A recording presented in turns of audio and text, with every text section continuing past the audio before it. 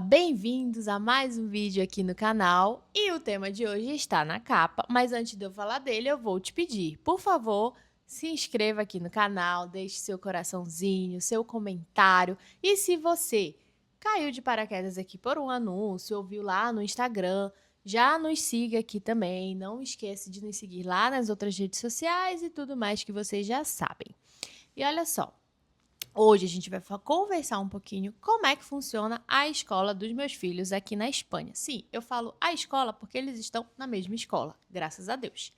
E vamos começar do princípio, begin, que é como são as escolas aqui na Espanha. Muita gente pergunta isso. Olha só, aqui na Espanha existem 3 tipos de escola: pública, concertada e privada. A pública, igual a gente já sabe, é o governo e tudo mais, e aí às vezes você paga uma taxinha ali só pelo que eles chamam de comedor, que é o refeitório. Mas eu vou falar da nossa experiência aqui. Nós estamos numa escola concertada, que paga um valor a menos do que pagaria numa escola privada. E aí, a concertada ela é um meio termo entre a pública e a privada.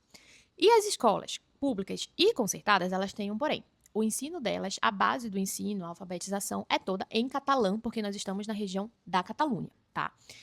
E as privadas, você encontra hoje muitas escolas privadas bilíngues, que aí a base do ensino, a alfabetização é toda em inglês. Nós chegamos a olhar algumas, mas chegamos à conclusão que era melhor, né? Vou usar essa palavra, nós começarmos do básico, do catalão, do espanhol. O inglês já é presente, eu vou falar um pouquinho mais, do que colocar ele direto numa escola em inglês e ele ficar sem entender nada do que as pessoas falavam na rua, entendeu? Nós seguimos esse princípio. Espero que vocês estejam entendendo o raciocínio. Mas se não, pode deixar aqui nos comentários também. E aí, quando nós decidimos imigrar para a Espanha, não sei vocês, mas eu como mãe, quando a gente pensa em mudança, principalmente uma mudança grande, que é uma mudança de país, a primeira coisa que me vem na cabeça é escola e hospital, né? Como é que funciona a saúde e educação na região que a gente vai, na cidade que a gente vai. E aí, gente, eu zerei o chat GPT, o Google e tudo mais, buscando escola aqui em Tarragona, quando a gente bateu o martelo que vinha para cá. Se vocês quiserem saber como foi a batida desse martelo, coloque aqui nos comentários que eu trago um vídeo também. A partir disso, eu busquei, comecei a entender como é que funcionava, a intenção pública, concertada, privada, o que a gente queria, o que a gente buscava. E aí, primeira coisa que eu fiz, fui olhando comentários no Google. Isso mesmo, minha gente, comentários do Google é muito bom, viu? Toda vez que eu vou comprar alguma coisa, inclusive, eu leio todas as resenhas do que eu vou comprar.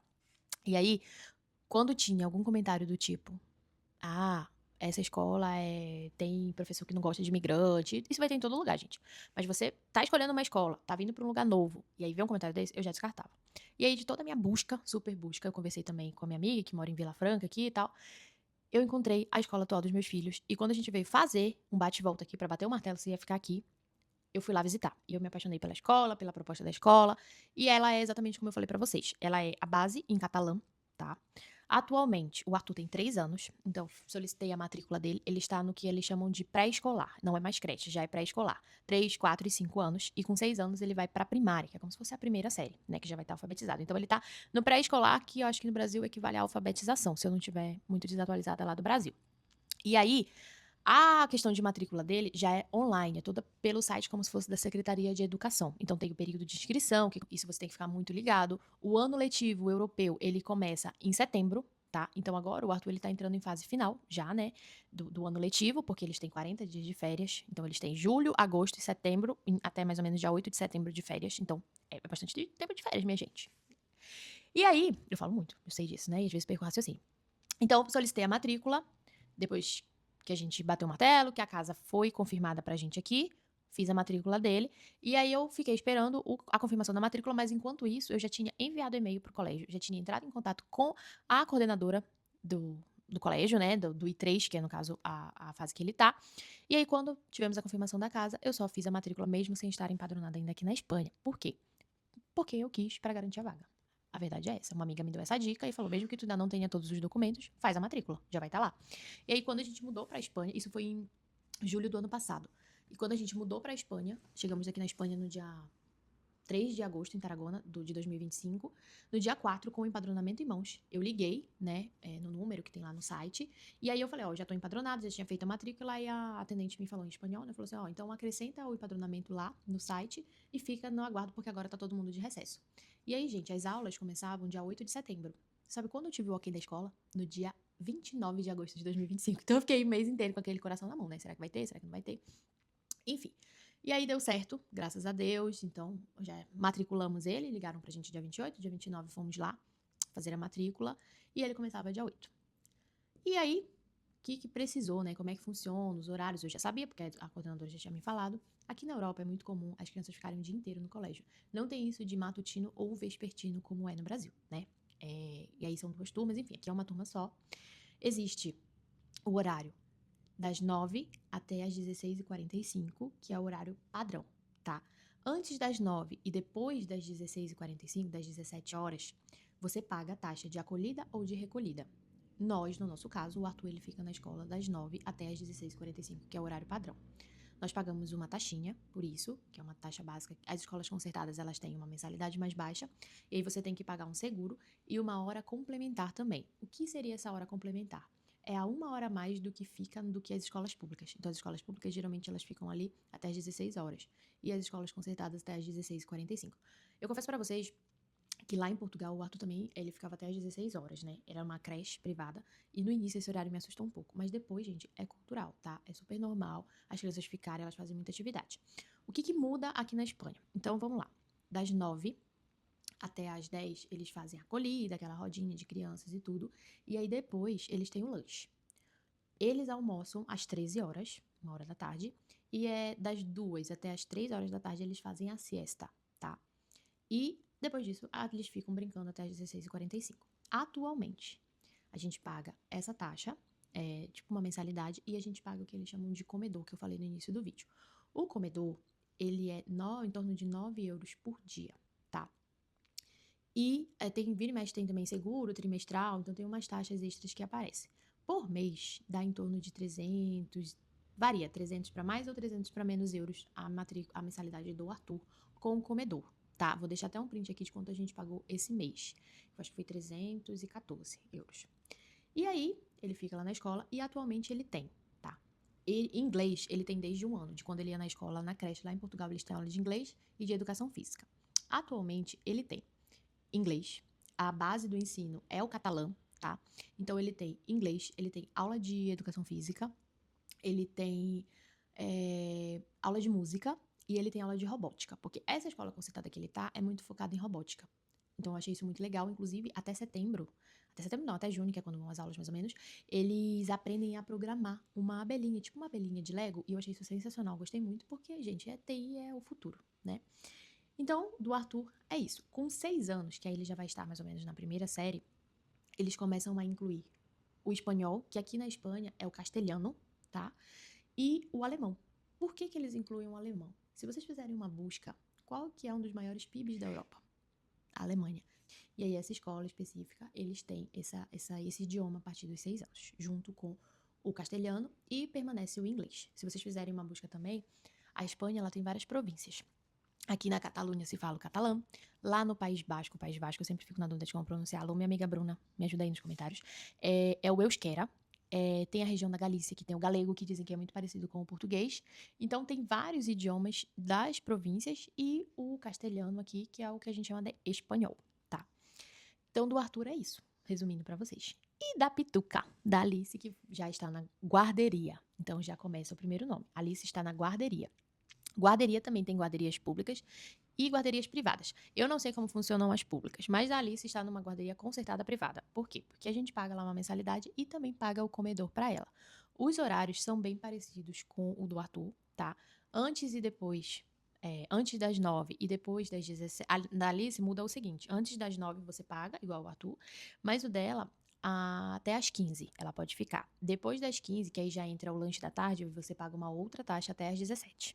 Tá? Então, a gente geralmente deixa ela até às 12, até meio-dia, ou até às 15, o máximo, quando a gente tem algum compromisso, alguma coisa assim. E aí, o que a gente paga dela? Também tem mensalidade, também tem seguro trimestral. Ah, uma coisa importante.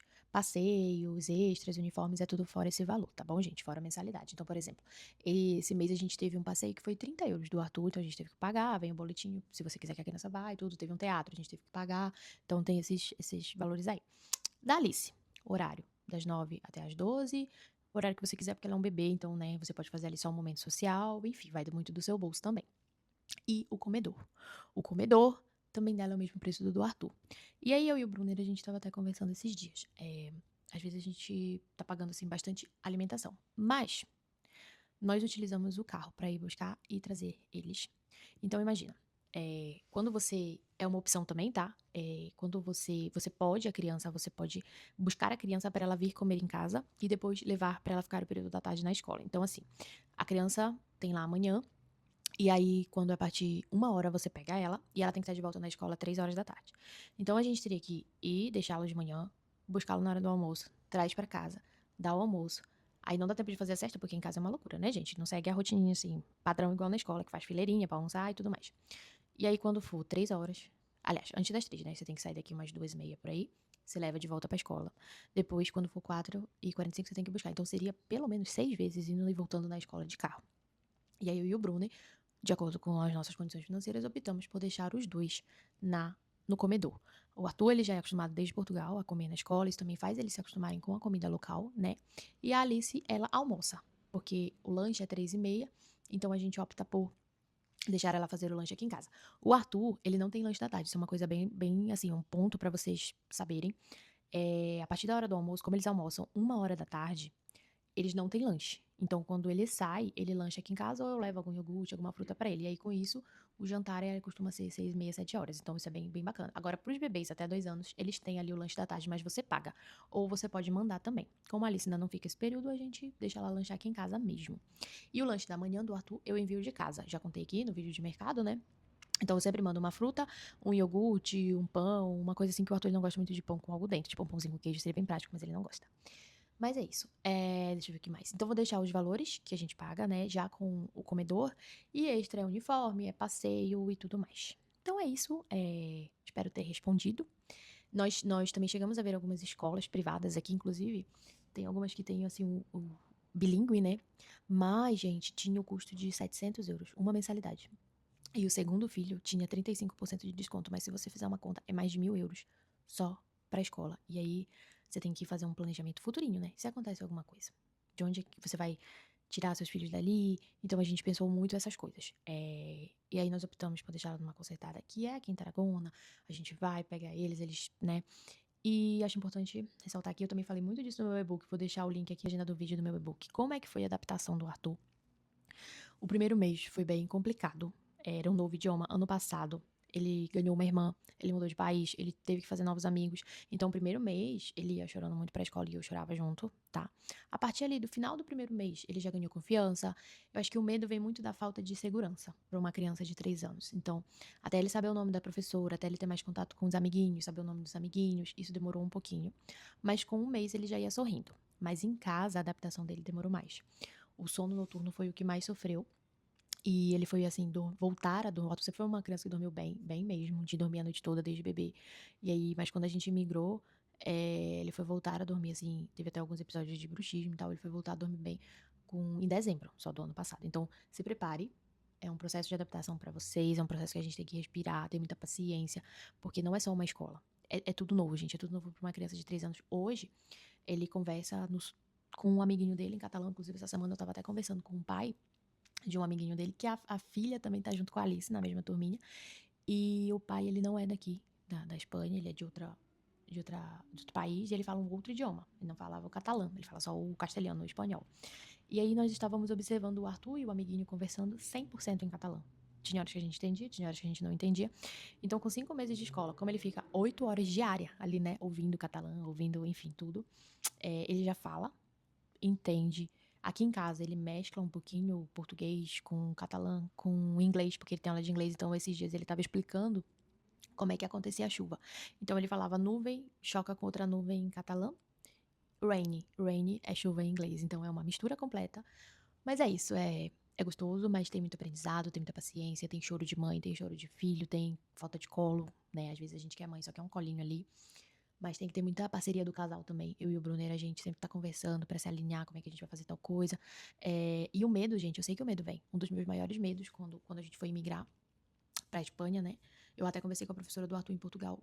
O que ela pensava dessa imigração. Ela falou, ó, eu acho que o Arthur é uma criança que vai se adaptar, o idioma vai pesar um pouquinho, mas é paciência, cuidado, então dá certo. Eu sempre falo disso também no meu e-book.